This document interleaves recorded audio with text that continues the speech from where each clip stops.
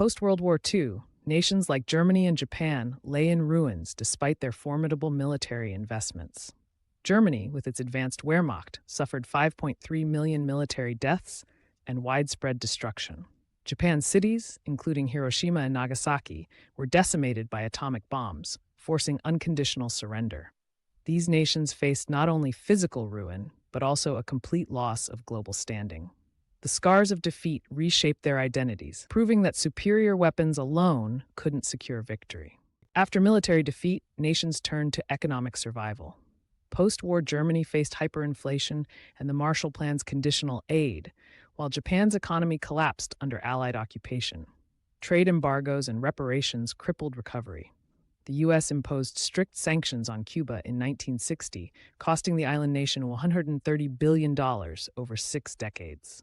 Economic warfare became a tool to suppress adversaries without firing a shot, proving that financial isolation could be as devastating as battlefield losses. Defeated nations leveraged culture to rebuild influence. Japan's post-war films, like Akira Kurosawa's Rashomon, won global acclaim, shifting perceptions from militarism to artistry. West Germany's economic miracle was paired with cultural exports like the Volkswagen Beetle.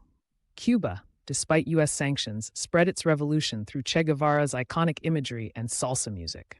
These efforts showed how soft power could reclaim global respect where weapons failed. The Cold War saw nations weaponize information. The USSR's Radio Moscow broadcasted communist ideals globally, while the U.S. funded Radio Free Europe to counter it. East Germany's Stasi produced 400,000 informants to control narratives. Vietnam's Hanoi Hana demoralized U.S. troops with propaganda broadcasts. These efforts proved that controlling perception could be as decisive as controlling territory, turning media into a battlefield.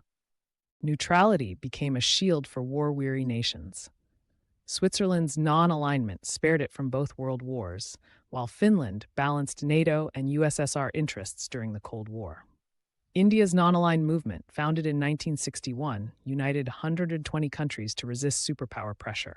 These strategies showed that diplomacy could protect sovereignty where military strength couldn't, avoiding direct conflict through strategic alliances.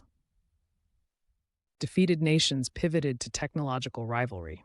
Japan's Sony revolutionized electronics with the Walkman in 1979, while Germany's BMW dominated automotive engineering. The USSR's Sputnik in 1957 humiliated the US in the space race, despite losing 27 million lives in World War II. These achievements demonstrated that scientific prowess could restore national pride and influence without military confrontation. When conventional war failed, guerrillas emerged. The Viet Cong's jungle tactics exhausted the U.S. military, despite superior firepower.